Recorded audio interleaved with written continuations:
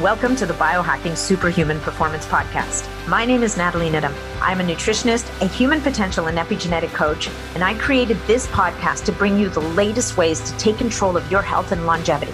We cover it all, from new technology to ancestral health practices, personalized interventions, and a very special interest of mine, peptides. Enjoy the show. Welcome back to the Biohacking Superhuman Performance Podcast. I'm really excited about today's show. Today, we're talking about a supplement. We're talking about a supplement that may just be one of the products that can help you to age better. And maybe it might trigger a few little processes in the body that might be able to reverse aging in the body. This supplement contains a compound that not many people know about called spermidine. And I have a good laugh on the podcast, and in many conversations I've had with people since then that, it's a bit of an awkward name, but spermidine, yes, it does have a link to sperm in some ways, but you're going to have to listen to the podcast to learn about it. But this is a food supplement. It's a food extract. So not to worry, no animals were harmed in the harvesting of spermidine so that you can have better hair, skin, nails, better autophagy, and so many great other health benefits. So a little bit about my guest today. Her name is Leslie Kenney, and she is the founder of Oxford Healthspan, which is the company that markets Primeadine, which is the supplement we're going to talk about today. Leslie's story is a great story. She's an autoimmune disease survivor. She's a certified health coach, and she's had a really interesting career path, which, nobody would have guessed it ahead of time, really put her in a very unique position to bring this discovery to the consumer and actually tap into ancient wisdom, which has now been backed by science. So all this kind of started a long time ago, but I think that the nugget for this company really was born when she met world-class Oxford scientists who had made some really amazing discoveries. So all those stories are embedded in the podcast. So hopefully you enjoy it and get a lot out of it. If you feel inspired by the end of the podcast and you want to get your hands on Primeadine for yourself, if you're listening to this episode in December of 2020, you're in luck because Oxford Healthspan has introductory pricing in place until the end of this month, until the end of this year. And it's pretty aggressive. So, and the idea is for you to see results from spermidine, you need to be taking the supplement for at least 2, even better, 3 months before you can really start to gauge what the effect is on you, because there are visible effects that people do experience from their supplement, which is actually unusual. Very often we biohackers take supplements hoping that they're working, but never really knowing. This is one, there are actual tangible, measurable results that you will see. So if you're listening to this in December of 2020, there's really amazing pricing you're going to want to take advantage of. So go to their website and you can get yourself 2 or 3 bottles of this stuff so that you can conduct your own N of 1 experiment and see how your body responds. In addition to that, even if you're not listening to this in December of 2020, but if you are, this applies as well. We have a special promo code, which is BIONAT15, so BIONAT 15 for an additional 15% off your order. And this code will be live and will work even in January, February, March of 2021 through the whole year. You just won't have that other extra special pricing that they're offering in 2020. So that's it for the supplement. I'll be putting all these links in the show notes as well. As always, if you enjoy this podcast, please leave me a comment, send questions my way. If you're looking to connect with me, you can find me on Facebook or on MeWe, a new platform in the Biohacking Superhuman Performance groups, or you can reach out to me through my website, natnidham.com. And there's a mechanism there that you can send me a direct message. I'm always happy to hear from people.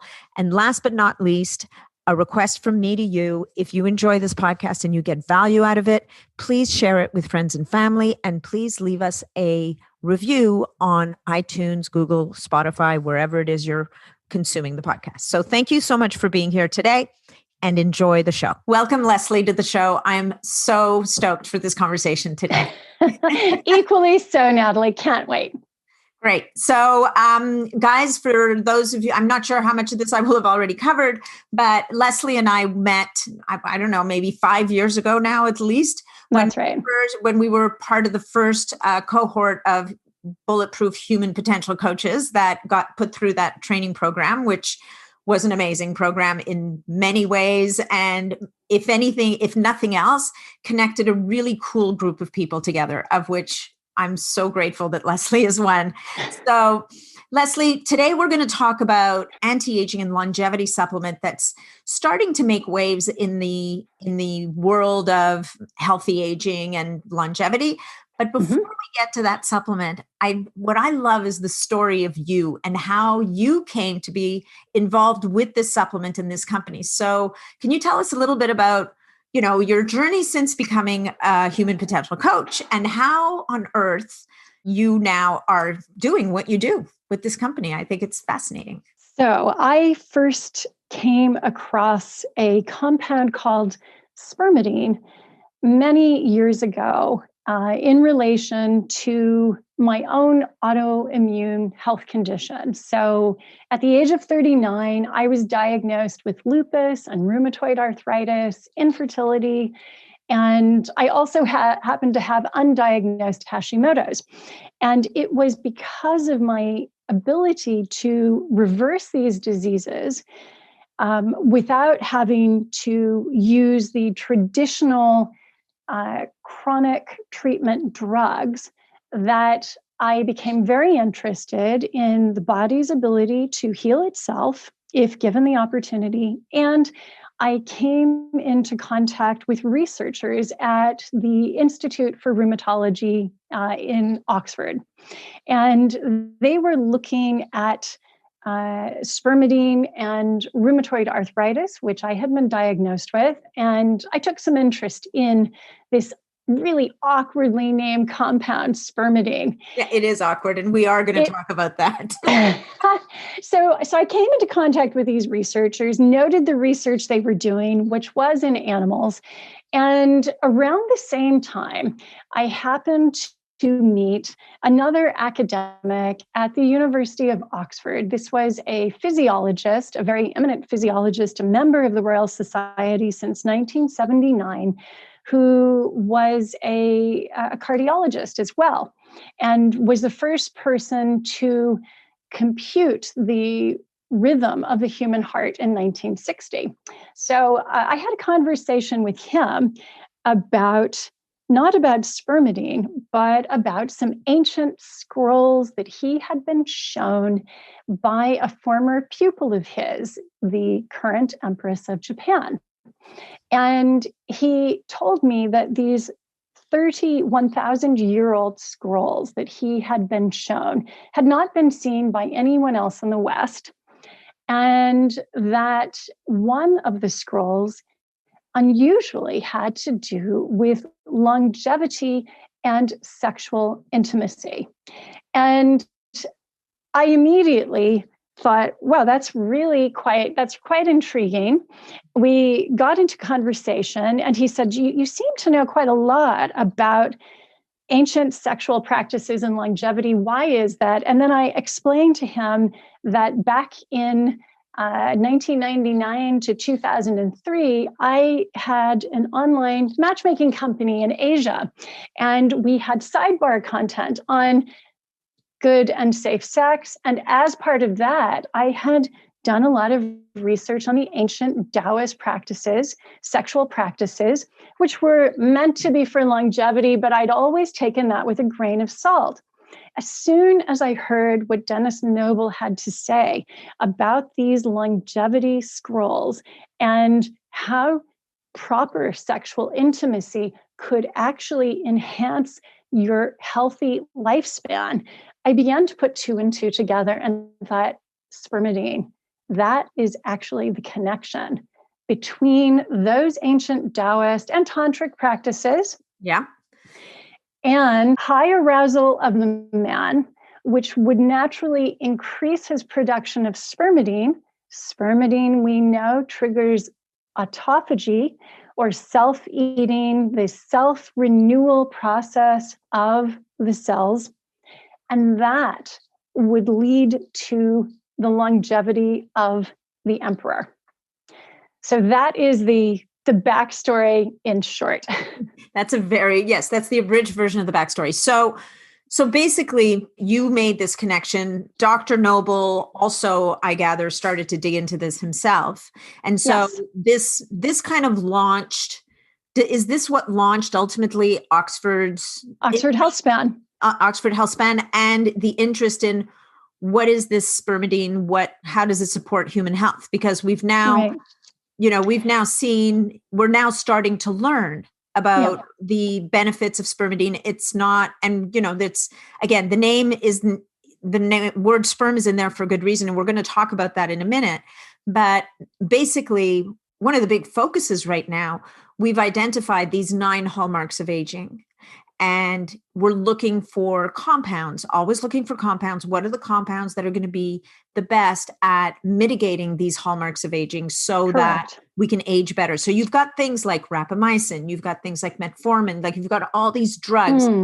Now we've come across a compound in spermidine, which is endogenously produced in our bodies when we're young, and not shockingly, production starts to decline as we age. Right. The 5 hallmarks of aging. And why don't we talk a little bit about what are those 5 hallmarks of aging that spermidine seems to really hit for us? Right. And you have already mentioned one, I think, or maybe you didn't, but it was autophagy is a big one. People talk about autophagy all the time. This is that cellular cleanup that the cells are constantly doing. So we have epigenetic changes. Yes, epigenetic changes, impaired proteostasis. So that is the misfolded proteins in the cell. Mitochondrial dysfunction. So the mitochondria are the powerhouses of the cell. If you have poorly functioning mitochondria, you don't have energy. Yep. Stem cell dysfunction. We all know that stem cells are there to repair and renew. And impaired intercellular communication. So those are 5 of the 9 hallmarks that spermidine actually inhibits. And we know from a paper that came out in Nature in 2020 by Linda Partridge, Matthias Fuente Alba, and Brian Kennedy of University College London, that rapamycin, which is actually an immune suppressant, it's actually given to transplant patients so they don't reject their donor organs. Rapamycin inhibits 6 of the hallmarks of aging, but it does have this negative side effect, which is it's an immune suppressant. So at a time when it's not only cold and flu season, but we've got a global pandemic, I don't think people really want to go there. Whereas spermidine doesn't have these negative side effects. It is actually a food. It's in our food. It's in all of our tissues. It's in all animals, all plants, and we can actually supplement with it by eating foods that are high in spermidine or by taking these food-derived supplements, which have no negative side effects. Right. And so let's talk about, and it's interesting when we look at the food sources of spermidine to see that the current trends may have had a big impact on people's ability to get their exogenous spermidine. So Absolutely. So the 2 main sources, dietary sources of spermidine will be natto, which is a traditional food eaten in Japan, which apparently, the best way I've heard it described is that it's an acquired taste. It's challenging smell, challenging taste, and from a texture perspective, takes a little bit of getting used to. And also not readily available pretty much anywhere else. Very true. And the next main dietary source of spermidine will be wheat germ. And here we are in the Western world, people have knocked wheat pretty much out of their diet by and large in droves, and for very good reason. I mean, there's a lot of genetic modification that's happened around wheat. There's abuses, pesticides. Yeah, exactly. Yeah. So wheat germ, and so we talked about this earlier for very good reasons. Actually, your company decided that you would be extracting and concentrating the spermidine from wheat germ, and the reason for not going with natto.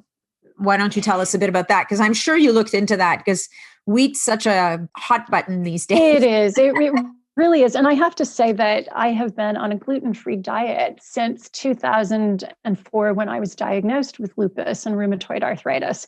So I am extraordinarily careful. I'm very sensitive to wheat.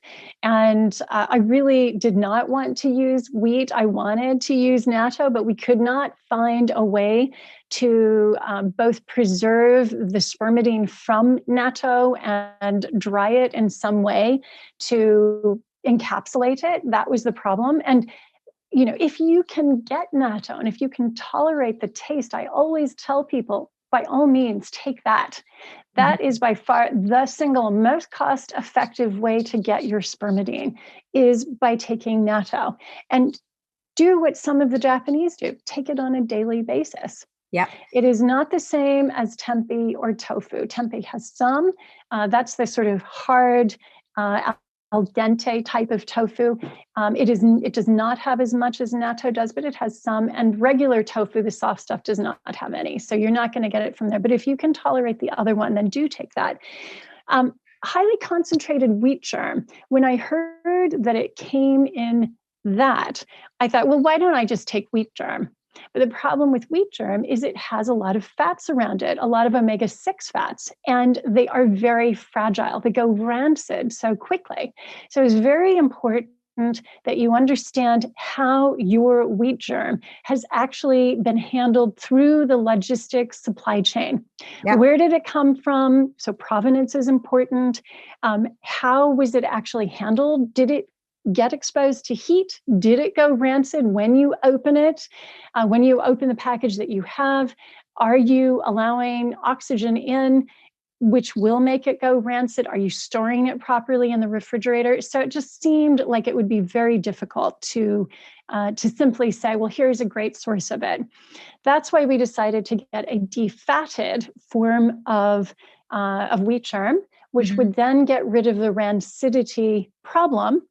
And then we are preserving it with maltodextrin, which is a fructooligosaccharide or a prebiotic to feed the gut colonies with a nutrition to also help them survive and beat out the bad bacteria in the gut.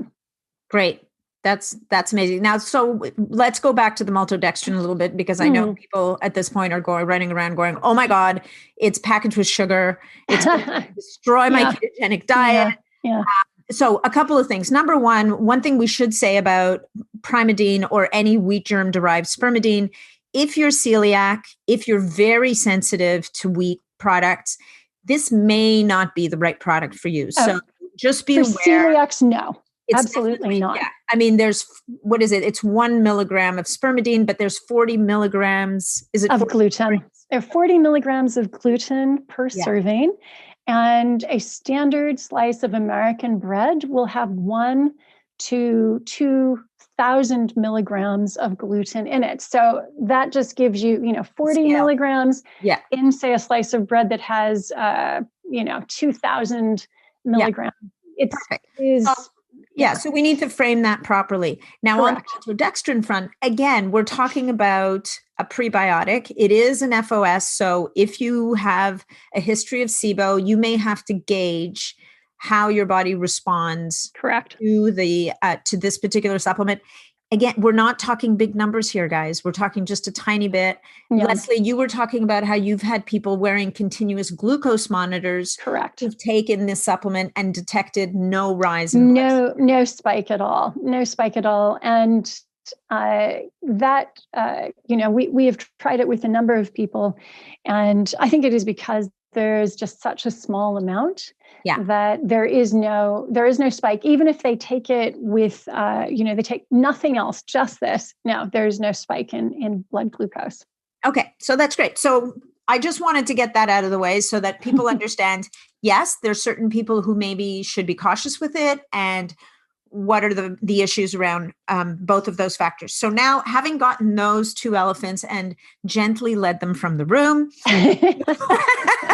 we can move on to talking about some of the benefits that people experience. So also the other thing to I think stress here, this is a longevity supplement. This is a healthy aging supplement. And so the people who, and I think this so often with these supplements, people don't talk about this, and you get, crowds of 30-year-olds and 40-year-olds who are desperate to slow down this aging process, rushing out and buying this stuff and sitting and waiting for the results. And just know that, not that it's going to hurt you, but the people that you've observed the most noticeable external change in impact on are people over the age of 50. So basically, people who have already started that decline or are well into this decline of their own spermidine production. And they're starting to see changes in their hair, their skin, their nails. So let's talk a little bit about some of these visible benefits that people are seeing. Right. With the caveat that, guys, if you're looking to see this, you'll see it, but you'll see it more if you're over the age of 50. Yeah, absolutely. So as mentioned earlier, we get about a third of our production of spermidine from our tissues, a third from our gut biome, a third from our diet. And the diet in the United Kingdom and in the United States happens to be quite poor in spermidine. The Mediterranean diet and the Japanese diet is very high. So you might be able, as you get older, to make up the deficit with your body's slowing production of spermidine. And perhaps if your gut is compromised in any way and is not producing as much as before, you might be able to make up that deficit by having more spermidine in your diet. As we age, a lot of things, the production of many things just starts to decline. We know that with our hormones, we know it with other things like glutathione, and it is exactly the same thing with spermidine. As a matter of fact, when we are producing spermidine, we need some arginine, which is necessary for nitric oxide. And guys who experience erectile dysfunction, you need nitric oxide for proper erections. So your body is going to be robbing, on the one side, the arginine necessary for nitric oxide production and using it preferentially to create spermidine in order to induce autophagy. It will also take SAMe, which is necessary for proper DNA methylation, or epigenetically turning off certain genes that are not necessarily good for us. To stay healthy, we need proper DNA methylation, and we know that prevents disease. So unfortunately, the SAMe we need for DNA methylation then also goes to produce spermidine for cellular renewal or autophagy. Now, it's perhaps no coincidence that as we get into our 50s and spermidine production begins to decline, we notice certain changes in our body. So I've mentioned erectile dysfunction. That is going to happen in guys. In women and men, we'll notice some other things, perhaps thinning of the hair. Why? Because the hair is not staying in the anagen phase as long as it did before. There are 3 phases of growth for hair, and the anagen is what's known as the growth phase. It's also when melanin is in the hair bulb as well. So we want our hair to stay in anagen for longer, because then we get thicker hair, quite frankly. Mm-hmm. And spermidine also helps with other physical expressions, like the strength of our nails. I have a lot of girlfriends who say, I don't know what's going on. I just keep breaking my nails. Mm-hmm. And because of lockdown, they haven't been able to go get their acrylic nails done. Yeah, which compromises your nails at the get-go. Let's put it out there. Of course. But it's a pretty bandage, right? Oh yeah. And it means that you don't need to actually pay attention to the fact that your nails might be splitting, mm-hmm. and therefore you should do something about it, right? Yeah. Absolutely. So a lot of times, if you go to your doctor and you say, gee, doctor, my hair's falling out, my nails are splitting, my skin is dry, because these are what we call beauty effects, you won't actually get a lot of sympathy from your doctor, because the doctor will say, well, use some cream, put some nail polish on. They don't usually look at this because they're maybe looking, take some collagen or something yeah, like that. exactly. And collagen will help too. Sure. But spermidine helps it has pleiotropic effects or multiple effects across many, many different, pathways. It has multiple benefits. Right. So the beauty benefits are one. Well, I will say anecdotally, I've now been taking spermidine religiously for a month. And I can say that the one thing that I've noticed already, which is really fascinating to me, I have this one thumbnail that split lengthwise a few years ago. And I would say it's the first time in a couple of years that I'm starting to see it hasn't split yet. That's amazing. That is amazing. I don't know if it's going to stick. Stay tuned. I'll report back over the next couple of months. Good. But right now, it's the first time I've seen it not split as soon as it grows back in. So that's fantastic. Well, we have actually done studies in Japan with our spermidine, and we know that it increases keratin. Right. This is in animal studies, and so I would imagine that is what's happening. And of course, keratin is necessary for strong hair too. Yeah. So stronger, thicker hair, and one thing I'd like to qualify to people, this is not about regrowing hair that has disappeared. We're talking about improvement of hair quality and hair growth. Correct. It also, interestingly, applies to eyelashes, which for women will be an interesting one to keep an eye on. Because again, also, like I've always had, as a Mediterranean person, I've always had very thick, long eyelashes, but definitely as we age, we're like, not quite as luxurious as maybe they once were. Yeah. So to see that come back also will be an interesting sign. Yeah. And I think that you talk about, so you, in the literature for the supplement, you talk about short-term, like the first benefits people might observe is the hair, skin, and nails. So better skin as well. We are getting these anecdotal reports on better skin, and it's not something that we have done any trials on. It is simply what clinicians are telling us their patients are telling them, and what people who have taken it right back to us and say. So no clinical studies on that in animals or in humans as of yet, whereas there have been studies in animals for the hair, eyelash, and nail growth. So we've seen that after 6 days of spermidine, that hair goes into the anagen phase for something like 30% longer.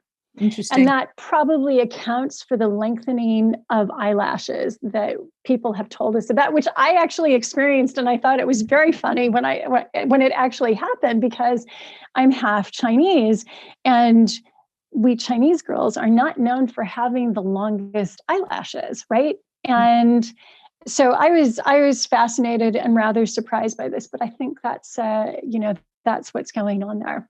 It's an anagen for longer. Great. Now, other short-term benefits that people might notice, and again, guys, like this is all very multifactorial. We're going to get back to the more hardcore science in a bit, but I just wanted to get this in also, that people who struggle with and who are measuring heart rate variability might see an improvement in their heart rate variability. And the next one, which my heart rate variability has been quite good for the last few months. So I would say I didn't observe much of that. But what I have noticed, if I go back on my Aura stats, is it seems that I'm getting more deep sleep these days. I'm hitting the 20%, 21%, 22% even of my total sleep is deep sleep more consistently than ever before. So correct. And so, Leslie, why don't you talk about that? Because there's something in mouse studies about circadian rhythm, which hasn't been in humans yet, but in elderly mice, it has been shown to reset the circadian clock. And one of the things that, I'm 55 years old. I'm not sure how old you are, but even myself, I have noticed 57 in 3 days. There we go. So we are about the same. We are about the same age. Similar vintage. Exactly. Good vintage. And I will say that once I started to go into menopause, I noticed my sleep really, it was really hurt. Now, part of that was due to progesterone. Sure. I never would have thought about the spermidine until I began to look into this. And when I took it, the first time I took it, I remember talking to one of the researchers at Oxford, and I said, it was really funny, but my sleep seems to have improved. Is it possible that it did that? And they were very interested in the data, right? Oh, fantastic. Show us the data. And I can get reliably 2 hours of deep sleep now, which is very unusual for someone over the age of 50, especially for a woman. Yeah. So we've also again had reports from clinicians about this, and it does not always seem to be the case for everyone. But certainly for some people, it has worked. And I think there need to be more studies around that, to be honest. Well, there's that. Sleep. For sure. And the other thing is, it depends what else you're doing. Like, we both know that if I choose to, if I'm not wearing my blue blockers, if I'm watching TV or on my screen until the minute before I go to bed, if I eat late, if my room is hot, if there's light in my room, like, there are so many different factors that affect sleep. And to some degree, those of us who have instituted good sleep hygiene rituals, we're in a bit of a better place to assess what any supplement, whether it's spermidine or anything else, what impact it's going to have on our sleep, because we've already knocked out a bunch of the other stuff. So to be clear, guys, taking Primeadine does not mean that you get to stay up until 3:00 in the morning, eating pizza, watching TV, and then you can expect to go to sleep and get 2 hours of deep sleep. It ain't going to happen. Yeah. We're talking here really about improving baselines and really stacking benefits from all the things that you're already doing. That's absolutely right. Yeah. Some of the long-term benefits and longer-term benefits. So this is going to be interesting as well. There's a part of spermidine's benefits that speaks to lipophagy, the breakdown of fat. Correct. So in your literature, some of what you talk about over the longer term, so this is like 3 months or more of continuous use, people seem to be experiencing a decrease in belly fat. The one that we're going to, which we'll notice, a decrease in visible cellulite in women, and then general kind of weight loss. So do you want to talk about that a little bit because I think that this also, there's other studies that have shown that it may help, and there's still, the jury's still out on this, but it may assist with type 2 diabetes and obesity. So these more aesthetic, if you will, signs, but that are coming really possibly from much more deep-rooted mechanisms. Right. Okay. So first of all, I should disclose, I am not a doctor or a nurse. I am not medically trained. I'm a patient.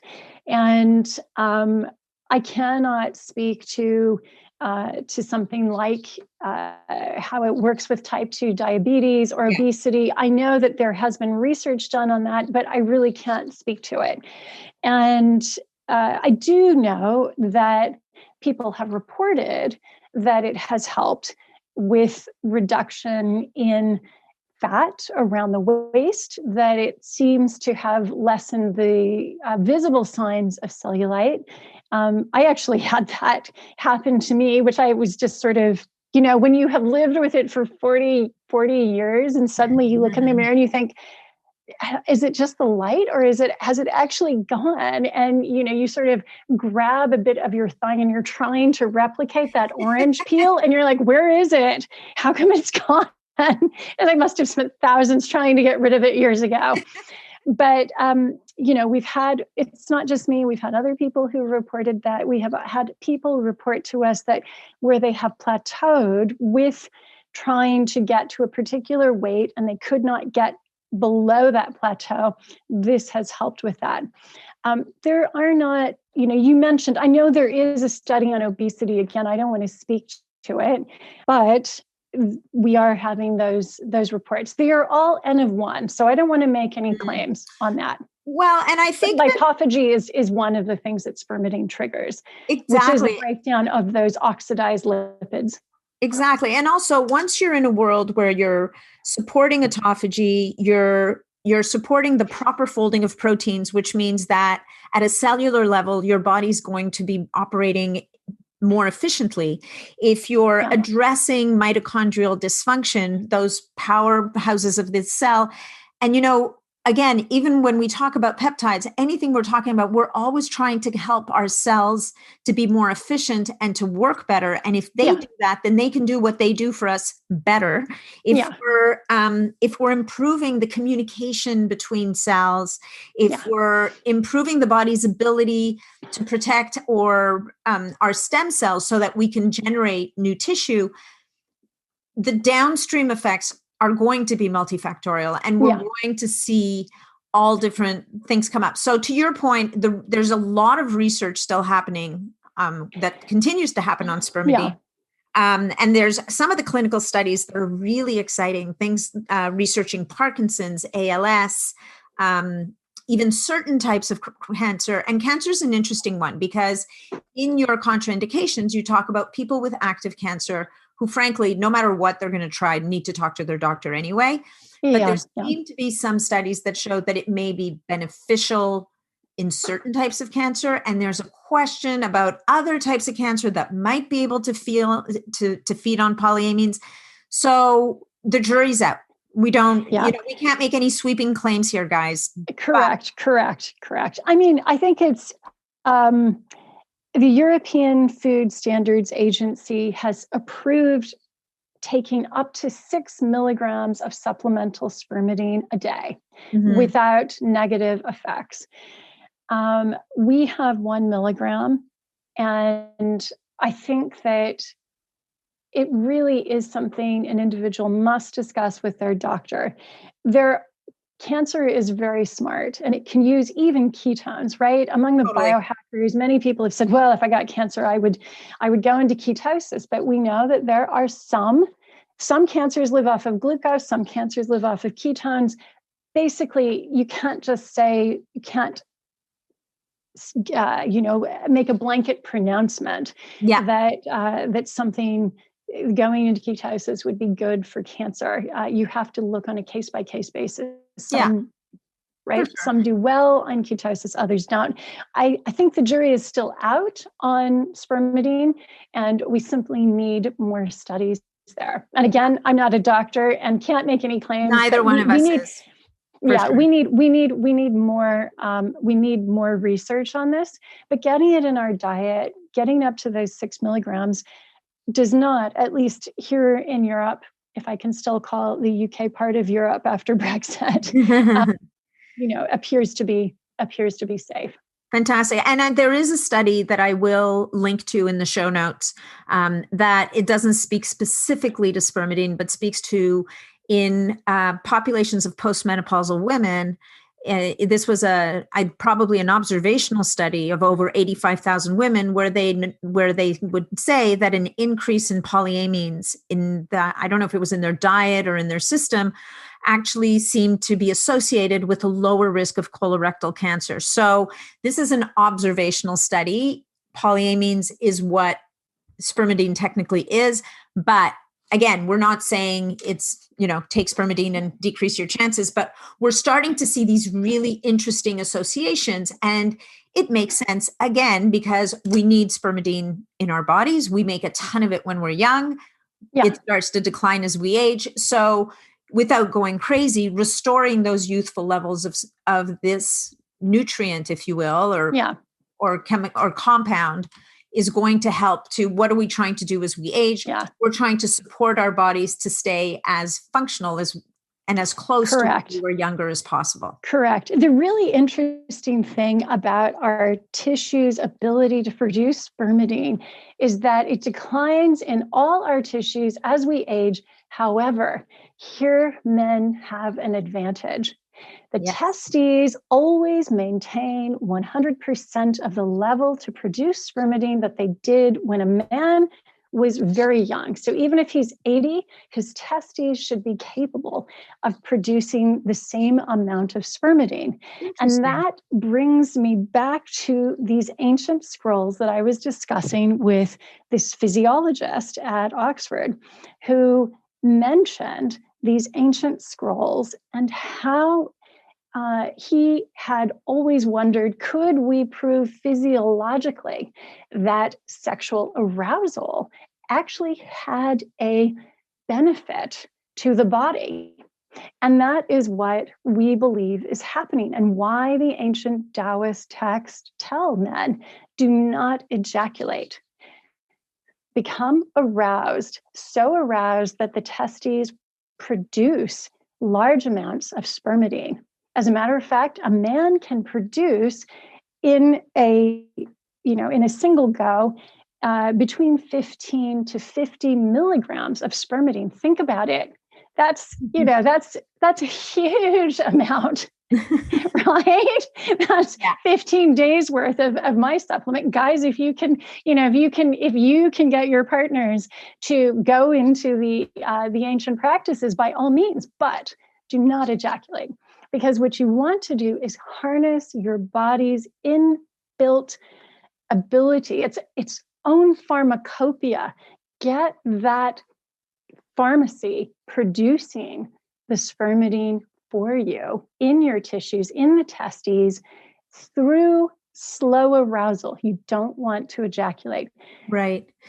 And then you can use it for autophagy.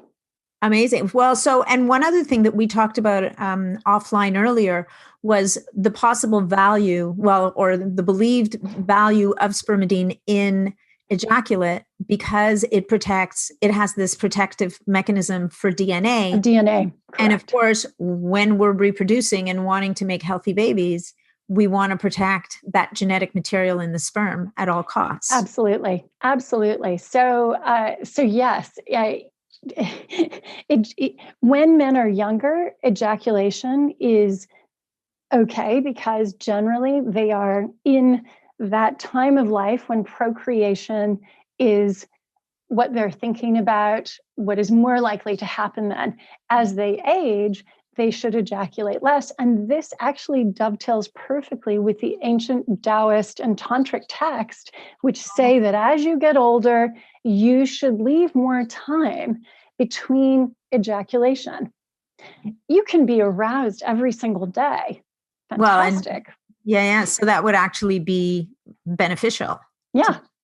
Interesting.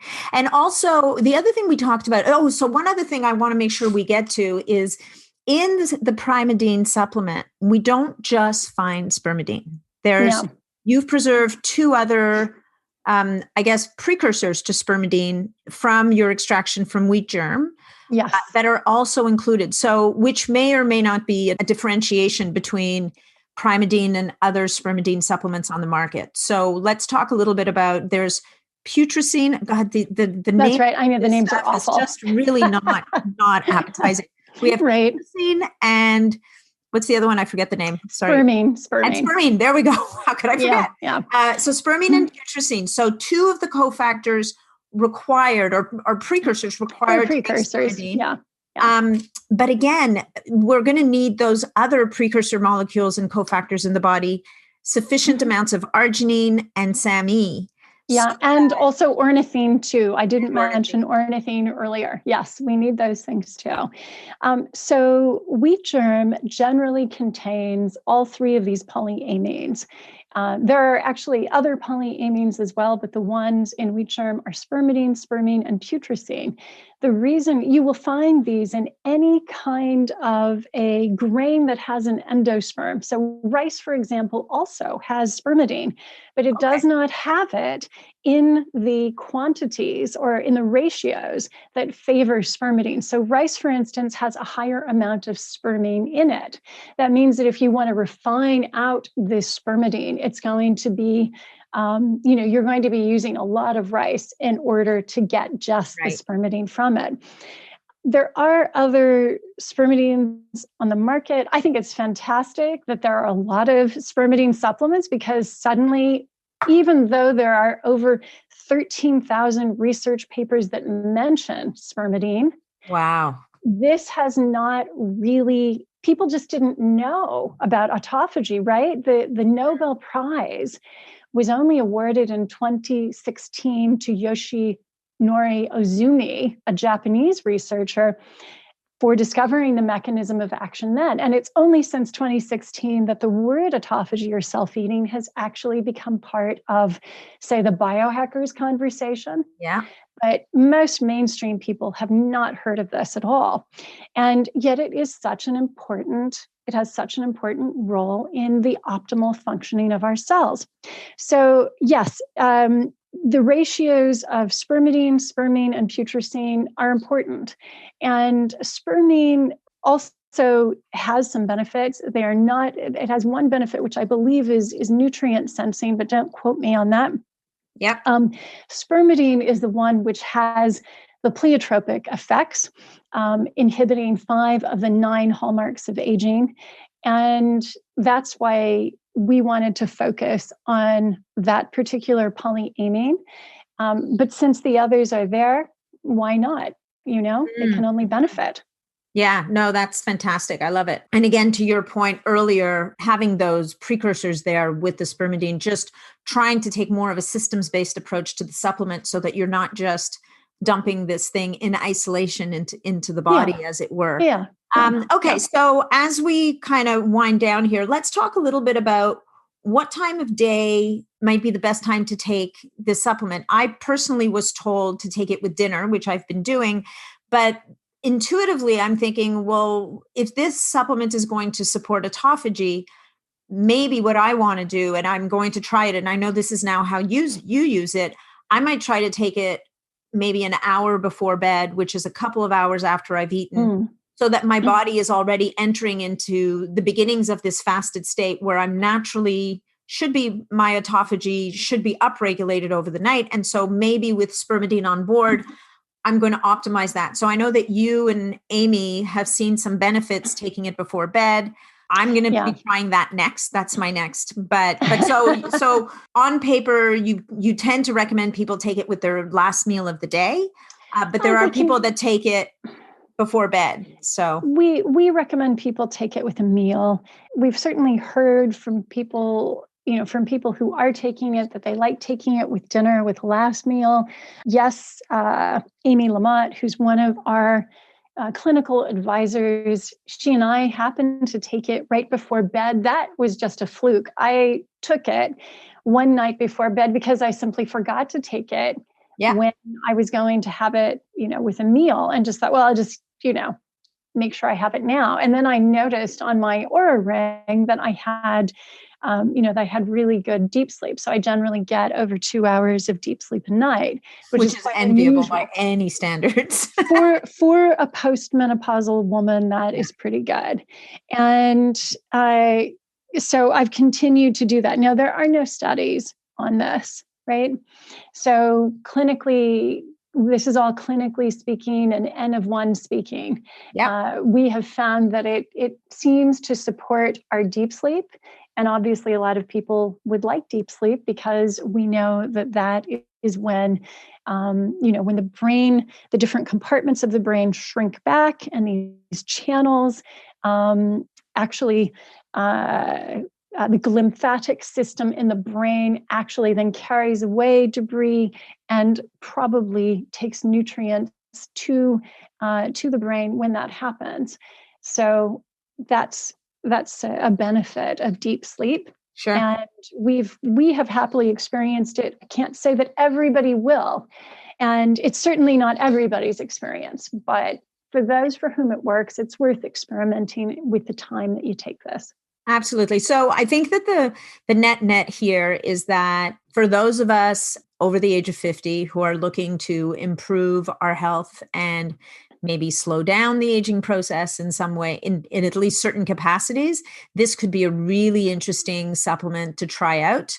But guys, if you're going to try it out, you're going to want to give yourself a minimum of 2 months, ideally probably 3, just to give yourself the opportunity to experience the full run, to see what you're going to experience. By all means, for those of you who are self-defined biohackers, or even just someone who's not a biohacker, but someone who likes to pay attention, monitor your results. Write down what your baseline starting metrics are that you're going to be watching so that you can turn back in a month and say, if you're wearing a ring or a Fitbit or whatever it is, one thing to remember, it's rarely about the absolute numbers. It's always about the relative numbers. So wherever your starting point is, look at where you are in a month or 2 months or 3 months. Take pictures of your butt if you have to, whatever the case may be. Hairline, yeah. Your hairline, your hair thickness, all that kind of stuff. And then check back in and see how you do. Experiment with different times of day. So a dose is of this supplement to get your 1 milligram of spermidine, which is what's been determined to be the minimum effective dose, if you will, or basically is you're going to be using 3 capsules all at once. So one of the cool things that I love about this product is it's really easy, right? You take it once a day, 3 capsules, you're done. Love that. And try it at different times a day and see if you notice an impact on your sleep or anything else for that matter. Yeah, right? Yeah. You can also, if you don't like capsules, you just open it up into your smoothie. I would put it into something that is, room temperature or cooler, just to preserve the integrity of it. Yeah. And so I wouldn't mix it in with, your bulletproof coffee. I would have it, with a smoothie or something instead. The taste is not, some people don't mind it at all. I don't mind it. It tastes like condensed milk to me, even though there's no milk in it. Yeah. Interesting. So, so it will mix into a smoothie pretty easily.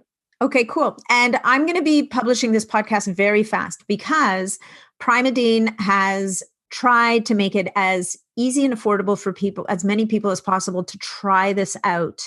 So until the end of December 2020, so if you're listening to this in January or February, I'm afraid you'll have missed this big deal. But until the end of this year nobody will ever forget, you guys have introduced really interesting pricing for people to give this supplement a trial. I don't know if you want to say what pricing is on the podcast. So we found, I always think about what would my mom be able to afford? She's 81, right? So she is living on a pension and Social Security. And yet this is the group that really needs it. So it's got to be affordable for them. And I had seen it at around the $100 mark and just thought that is quite expensive for a bottle because frankly, people should be supplementing with things like vitamin D, right? They must have vitamin D. They must look at things like zinc or, there are other supplements that they need to take too. And so to make this as an affordable part of their stack, I wanted to introduce it at the $60 mark. Mm-hmm. And that's where it is right now for a single bottle. But if you have more bottles, then the price goes down. So if you have a 3-month supply, the price goes down to $50, which is half of what competitors were doing. And there are cheaper companies on the market, but they usually don't have a standardized dose. They don't say that they have a minimum of a milligram of spermidine. They'll say they have polyamine matrix or wheat germ matrix. Well, what does that mean? And again, what was the ratio of that particular batch of wheat germ? Whereas we know because of the testing we do back in Japan. So this was the pricing we wanted to do. We will be going up in price in January.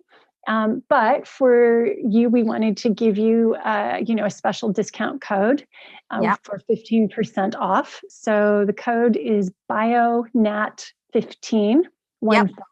BIONAT15. And that code will be applicable even after December. So correct. So guys, anytime you're listening to this podcast, you can go to the website, which Leslie is going to share with us any second now, as soon as I stop talking, and you can apply BIONAT15, and that'll apply to your whole purchase. So I think that, until the end of December, this is really, it's to try and give as many people as possible a chance to try the supplement out, because at the end of the day, if something works, we're going to do our best for the most part to make room for it in our budget. But it's always great to know to know that it works, right? So give it a shot if you get to this podcast in time. If not, you're still going to get 15% off after December 31st, 2020. But Leslie, why don't you share with us the website where people can go, and I think then we'll be kind of done for today. Yeah, absolutely. So the website is primeadine.com. So Prime, Prime, just like you're in the new prime of life. So nice. Primeadine, Dine.com. And that's the Dean, of course, from Spermidine. We just didn't think we could use that word. I just couldn't imagine my mother getting her mouth around that name or saying it to a friend. So it's primeadine.com. You can also put in oxfordhealthspan.com and it will point to that site as well. All right. Yes, because there's this very strong affiliation, of course, to Oxford That's right. University. So Leslie, thank you so much for your time today. It's been such a pleasure talking to you. And I will try to link to at least a few of the studies that we may have mentioned in this podcast today in the show notes. Probably the memory and cognition study, the improvement there in older people, and the sleep one I can send to you too. Yeah. For sure. And then guys, if you decide to give this a shot, let us know what you think. Comments, testimonials are always welcome. Leslie, is there something on your website, a mechanism for people to come back to you with their experience at all, or? Sure. They can always write to support@oxfordhealthspan.com. So oxfordhealthspan.com. Amazing. Thank you. Excellent. You're so welcome. Thank you for having me. Oh, it's been a total treat. We'll talk again soon, I'm sure. Absolutely.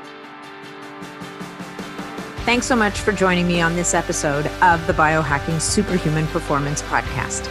If you enjoyed the show, please remember to leave us a 5-star review on iTunes, because that's what helps us to be heard and to be seen. If you'd like to connect with me directly, or if you'd like to leave any comments, or if you have any questions about this episode, please reach out to me directly through my website, natnidham.com. And of course, if you're not already a member of the Biohacking Superhuman Performance community on Facebook, that's where you'll find me every day. It's a short application. Just answer a couple of questions and you're in and interfacing with other amazing biohackers. Thanks again, and we'll look forward to seeing you on the next episode.